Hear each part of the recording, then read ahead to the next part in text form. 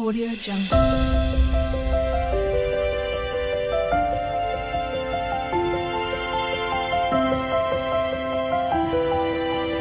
Audio Jungle. ಬನ್ನಿ ಇವತ್ತು ಅಕ್ಕಿ ರೊಟ್ಟಿ ಮತ್ತು ಮೊಟ್ಟೆ ಸಾರು ಹೇಗೆ ಮಾಡೋದು ಅಂತ ನೋಡೋಣ. ಏನೇನು ಬೇಕು ಅಂತ. ತುಂಬಾ ಚೆನ್ನಾಗಿರುತ್ತೆ ತಿನ್ನೋದಕ್ಕೆ.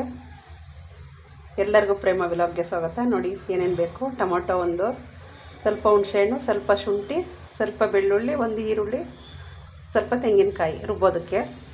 ಧನಿಯಾ ಪೌಡರು ನೋಡಿ 1 ಸ್ಪೂನು, ಹಚ್ಚದ ಖಾರ ಪುಡಿ 1 ಸ್ಪೂನು, 1.5 ಸ್ಪೂನು, ನಿಮಗೆ ಖಾರದ ಮೇಲೆ ಡಿಫ್ರೆಂಟಾಗಿ ತಗೊಳ್ಳಿ. ಇದು ನಾನು ಒಗ್ಗರಣೆಗೆ ಹಾಕ್ತೀನಿ ಟೊಮೊಟೊ ಈರುಳ್ಳಿನ. ಇಲ್ಲಿ 4 ಮೊಟ್ಟೆ ತಗೊಂಡಿದ್ದೀನಿ.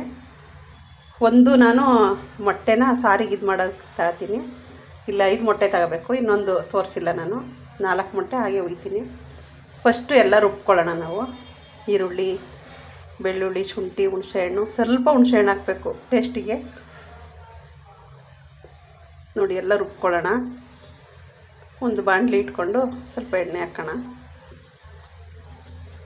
ಈ ಮೊಟ್ಟೆ ಸಾರು ಅಕ್ಕಿ ರೊಟ್ಟಿ ಜೊತೆ ಅಂತೂ ತಿನ್ನೋದಕ್ಕೆ ತುಂಬಾ ಚೆನ್ನಾಗಿರುತ್ತೆ. ನೀವು ಚಪಾತಿ ಏನಾದರೂ ಮಾಡ್ಕೋಬೋದು, ಅನ್ನ. ಆದರೆ ಅಕ್ಕಿ ರೊಟ್ಟಿಗೆ ಒಂಥರ ಡಿಫ್ರೆಂಟಾಗಿರುತ್ತೆ. ಮಂಗಳೂರು ಸೈಡ್ ಮಾಡ್ತಾರಲ್ಲ ಆ ಥರ ಇರುತ್ತೆ. ನೋಡಿ ಈರುಳ್ಳಿ ಟೊಮೊಟೊ ಎಲ್ಲ ಚೆನ್ನಾಗಿ ಬೆಂದಾಗಿದೆ ಅದು. ನೋಡಿ ಖಾರ ಎಷ್ಟು ಸಣ್ಣಕ್ಕೆ ರುಬ್ಕೋಬೇಕು. ನೀವು ಎಷ್ಟು ಸಣ್ಣಕ್ಕೆ ರುಬ್ತೀರ ಅಷ್ಟು ಚೆನ್ನಾಗಿರುತ್ತೆ ಸಾರು, ಮೊಟ್ಟೆ ಸಾರು. ಮೊಟ್ಟೆ ಸಾರಾಗಲಿ ಮೀನು ಸಾರಾಗಲಿ ತುಂಬಾ ಟೇಸ್ಟ್ ಬರಬೇಕು ಅಂದರೆ ಸಣ್ಣ ರುಬ್ಬಬೇಕು. ಆದರೆ ಚಿಕನ್ ಸಾರಿಗೆ ನೋಡಿ ಅಷ್ಟು ಸಣ್ಣಕ್ಕೆ ರುಬ್ಬೋದು ಬೇಡ. ಹೆಂಗಿದ್ರು ಚಿಕನ್ ಸಾರು ಟೇಸ್ಟ್ ಇರುತ್ತೆ. ಈ ಮೊಟ್ಟೆ ಸಾರಿಗೆ, ಮೀನು ಸಾರಿಗೆ ತುಂಬಾ ಸಣ್ಣಕ್ಕೆ ರುಬ್ಬಬೇಕು ಖಾರನ. ನಿಮಗೆ ಎಷ್ಟು ನೀರು ಬೇಕು ಅಷ್ಟು ಬೆರೆಸ್ಕೊಳ್ಳಿ. ನಾನಿಲ್ಲಿ ಸ್ವಲ್ಪ ತುಂಬ ಗಟ್ಟಿಯಾಗುತ್ತೆ ಮೊಟ್ಟೆ ಸಾರು, ಅದಕ್ಕೋಸ್ಕರ ಸ್ವಲ್ಪ ನೀರು ಹಾಕ್ತೀನಿ.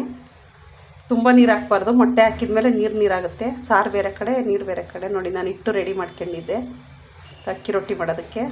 ಹಿಟ್ಟು ಮೊದಲೇ ಮಾಡಿ ಬೇಯಿಸಿಟ್ಟಿದ್ದೆ, ಇಲ್ಲಾಂದರೆ ಕೈ ಮುಟ್ಟೋಕ್ಕಾಗಲ್ಲ, ಸುಡುತ್ತಲ್ಲ ಬಿಸಿ ಬಿಸಿ.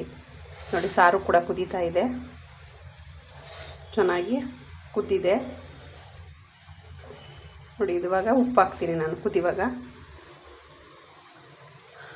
ನೋಡಿ ಉಪ್ಪೆಲ್ಲ ಹಾಕಿ ಆಯಿತು. ಚೆನ್ನಾಗಿ ಎಲ್ಲ ಕಡೆ ಮಿಕ್ಸ್ ಆಗಲಿ. ಸ್ವಲ್ಪ ಕರ್ಬೇವಿನ ಸೊಪ್ಪು ಹಸಿದು ಹಾಕ್ತೀನಿ. ಇಲ್ಲಿ ಹಸಿದು ಹಾಕಿದ್ರೆ ತುಂಬ ಚೆನ್ನಾಗಿರುತ್ತೆ, ಅದಕ್ಕೋಸ್ಕರ. ನೋಡಿ ನಾನು ಒಂದು ಮೊಟ್ಟೆನ ಹೊಡೆದ್ಬಿಟ್ಟು ಎಲ್ಲ ಕಡೆ ಇದು ಮಾಡ್ತೀನಿ. ಆವಾಗ ಮೊಟ್ಟೆ ಸಾರು ಚೆನ್ನಾಗಿರುತ್ತೆ. ಸ್ವಲ್ಪ ಆ ಬಿಳಿದಿರುತ್ತಲ್ಲ ಓಳು, ಅದೆಲ್ಲ ಎಲ್ಲ ಕಡೆ ಒಯ್ಟು ಸಿಗುತ್ತೆ, ಅದಕ್ಕೋಸ್ಕರ ಚೆನ್ನಾಗಿರುತ್ತೆ.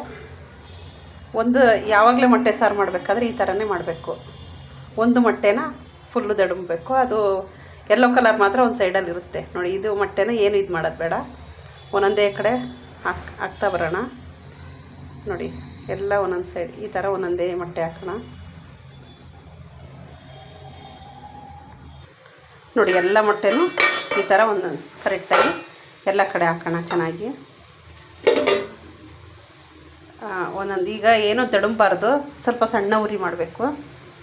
ಎಲ್ಲ ಇದು ಆಗಿದ್ರೆ ಎಲ್ಲ ಕಲಸೋಗುತ್ತೆ. ಒಂದೊಂದೇ ಮೊಟ್ಟೆನ ಹಾಗೆ ಹಾಕ್ಬೋದು ನಾವು. ಒಬ್ಬೊಬ್ಬರಿಗೆ ಒಂದೊಂದು ಮೊಟ್ಟೆ ಹಾಗೆ ಹಾಕ್ಕೋಬೋದು.